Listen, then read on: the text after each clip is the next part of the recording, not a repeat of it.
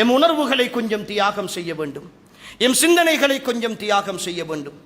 ஓடி ஓடி நான் சம்பாதிக்கிற என்னுடைய பொருளாதாரத்தில் இருந்து அல்லாஹுக்காக நான் கொஞ்சம் கொடுக்கிற உணர்வு என்னுடைய உள்ளத்தில் ஆழமாக பதிகிற பொழுதுதான் அன்புக்குரியவர்களே இந்த உலகத்தினுடைய ஆசையில் இருந்து மெல்ல மெல்ல நான் விடுபட முடியும்.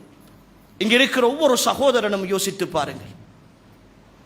நான் நிறைய சேர்த்திருக்கிறேன் அல்லது கொஞ்சமாக சம்பாதிக்கிறேன், எனக்கு ஏதோ ஒரு அடிப்படையில் அல்லாஹு தஆலா வருமானத்தை தருகிறான், வந்து கொண்டிருக்கிறது. நான் நம்புகிறேன் அல்லாஹ் தருகிற சொத்து.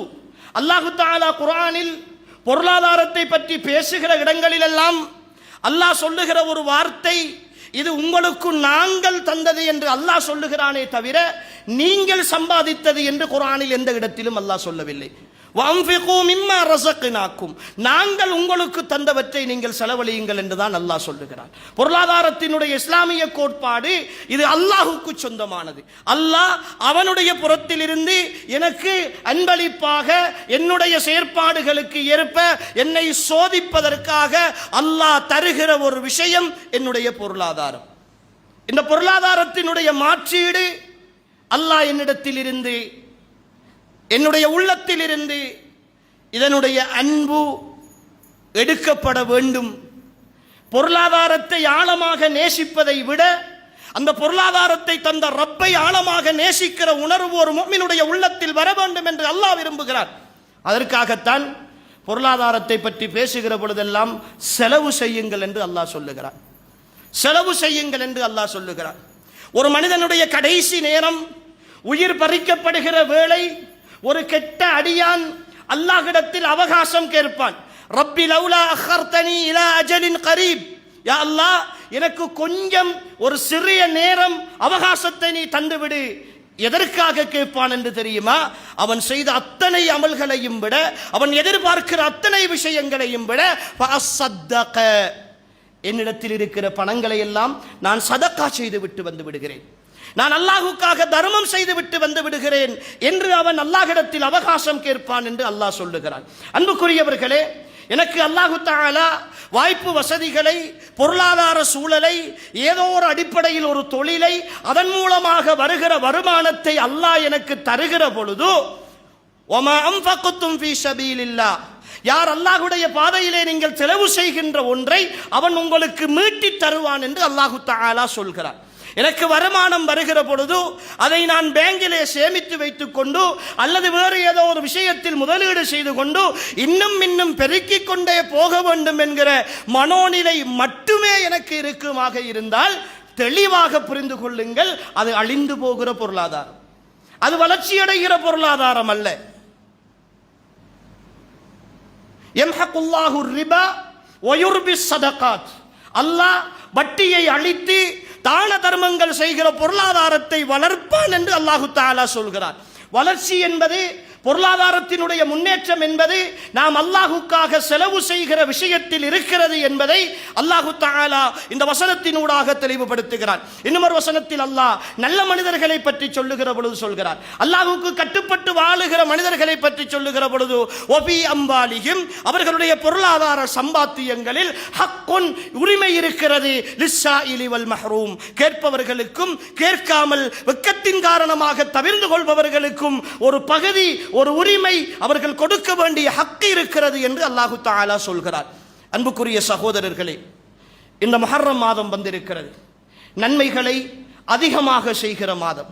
இந்த காலப்பகுதியில் தான் எங்களுடைய சமுதாய சூழலில் நிறைய சிரமப்படுகிற மக்களும் வாழ்ந்து கொண்டிருக்கிற சூழலில் நான் நிறைய சம்பாதிக்கிறேன், என் ஆரோக்கியத்தை தந்தவன் அல்லாஹ், என் வாய்ப்பு வசதிகளை தந்தவன் அல்லாஹ், எனக்குரிய இந்த வழிகளை ஏற்படுத்தி தந்த ரப்பு அவன்தான் சொல்லுகிறான், நீங்கள் சதக்காக்கள் ஊடாக அல்லாஹ்வை நெருங்குங்கள், உங்களுக்கு உங்களுடைய பொருளாதாரத்தில் நான் பரக்கத்து செய்வேன், அபிவிருத்தி செய்வேன், அதிகரிப்பை தருவேன் என்று அல்லாஹ் சொல்லுகிறான். அன்புக்குரியவர்களே, நாம் ஒரு மனிதனுடைய சதக்கா என்பது அவனுடைய ஈமானின் பெருமானம். என்னுடைய உள்ளத்தில் அல்லாஹ் பற்றிய நம்பிக்கை, அல்லாஹ் எனக்கு எப்படியாவது நான் அல்லாஹுக்காக தூய்மையாக இஹ்லாஸாக நான் செய்கிற தர்மங்களில் எனக்கு அபிவிருத்தி செய்வான் என்கிற நம்பிக்கை எப்பொழுது ஒரு முஃமினுடைய உள்ளத்தில் ஆழமாக பதிகிறதோ அப்பொழுதுதான் அவனால் கொடுக்க முடியும். கொடுப்பவர்கள் ஈமானுடைய அடையாளத்தோடு வாழ்ந்து கொண்டிருப்பவர்கள், தடுப்பவர்கள் ஈமானை நோக்கி முன்னேறி செல்ல வேண்டிய தேவையோடு இருப்பவர்கள் என்பதை அன்புக்குரியவர்களை நாம் புரிந்து கொள்ள வேண்டும். இந்த கால சூழலில் இப்படியான சில விஷயங்களை நாம் பேசுவதற்கான காரணம், நாம் இன்னும் நிறைய பேர் இருக்கிறோம் இந்த சமுதாயத்தில் தர்மங்கள் செய்யக்கூடிய சகோதரர்கள், அல்லாஹுக்காக கொடுக்கக்கூடியவர்கள் நிறைய பேர் இருக்கிறார்கள். அல்லாஹ் அவர்களுக்கு அருள் செய்ய வேண்டும். ஆனால் அந்த கொடுக்கக்கூடியவர்களையும் தாண்டி இன்னும் தேவையுடையவர்களும் இந்த சமுதாயத்தில் இருக்கிறார்கள். தேவையுடைய விஷயங்களும் இந்த சமுதாயத்தில் இருக்கின்றன. எனவே அவற்றை தேடி நாம் அன்புக்குரியவர்களே இந்த மாதத்தில் நாம் ஒரு முடிவெடுக்க வேண்டும். இந்த வருடம் ஆரம்பித்திருக்கிறது. என்னால் அல்லாஹ் எனக்கு தந்திருக்கிற பொருளாதாரத்தில் இருந்து நான் என்னால் முடியுமான அளவுக்கு தர்மங்கள் செய்யக்கூடிய, தான தர்மங்கள் செய்யக்கூடிய, அல்லாஹுக்காக கொடுக்கக்கூடிய ஒரு மனிதனாக நான் மாற வேண்டும் என்கிற ஒரு உறுதி என்னிடத்தில் இருக்க வேண்டும். ஏனென்றால் இன்று எல்லாம் உலக மோகத்தோடு போய்கொண்டிருக்கிறது. அந்த உலக மோகத்தின் சுருக்கத்தை எடுத்து பார்த்தால் நிறைய பேருடைய வணக்கங்கள், இபாதத்துகள் பொருளாதார தேடலினால் அழிந்து கொண்டிருக்கின்றன. கடந்த ரமலானில் நோன்பு நோக்கவில்லை என்பவர்களை எடுத்து பார்த்தால் தொழிலை காரணம் காட்டுபவர்கள், அன்றாடம் தொழுகையை நிறைவேற்றுவதற்கு நேரம் கிடைக்கவில்லை என்பவர்களை எடுத்து பார்த்தால் தொழிலை காரணம் காட்டுபவர்கள், சரியாக குடும்பத்தை கவனிக்க முடியவில்லை என்பவர்களை எடுத்து பார்த்தால் தொழிலை சம்பாத்தியத்தை காரணம் காட்டுபவர்கள், மார்க்க விஷயங்களை படித்துக் கொள்வதற்கும் மார்க்க சபைகளுக்கும் இல்மை தேடுவதற்கும் என்னால் முடியவில்லை என்று சொல்பவர்கள் எடுத்து பார்த்தால் பொருளாதாரத்தையும் சம்பாத்தியத்தையும் தேடலையும் காரணம் காட்டுபவர்கள். அன்புக்குரியவர்களே, இதை எல்லாவற்றையும் தேடிக்கொண்டு இந்த பக்கத்தை நாம் விட்டுவிட்டால் கடைசியில் கபருக்குழிக்குள் போகிற பொழுது நான் தேடிய எது வரப்போகிறது என்கிற கேள்வியையும் கேட்டு பார்த்தால் நிறைய பேர், அல்லாஹ் பாதுகாக்க வேண்டும் சகோதரர்களே, நிறைய பேர் விடை பெற்று போய் கொண்டிருக்கிறார்கள். ஒரே விபத்து நூற்றுக்கணக்கானவர்கள், ஒரு விபத்து குடும்பத்தோடு போய் சேருகிறார்கள். ஒரு நோய், சாதாரண வருத்தம், கொண்டு போய் ஹாஸ்பிட்டலிலே வைத்தால் வருகிற பொழுது ஜனாசாவாக வந்தார் என்ற செய்தி கிடைக்கிறது. 30 வயது, 20 வயது, 25 வயது சின்ன சின்ன நோய்கள் தான், சிறு அடையாளம் காணப்பட்டது, புற்றுநோய் என்றார்கள். கொண்டு போய் வைத்தால் ஜனாசாவாக வீடு வந்து சேருகிறார். வாழ்க்கையை சுருக்கமாக முடித்துக் கொள்கிற இந்த பயணத்தில் எல்லா இபாதத்துகளையும் பொருளாதார தேடலுக்காக விடுகிறோம்.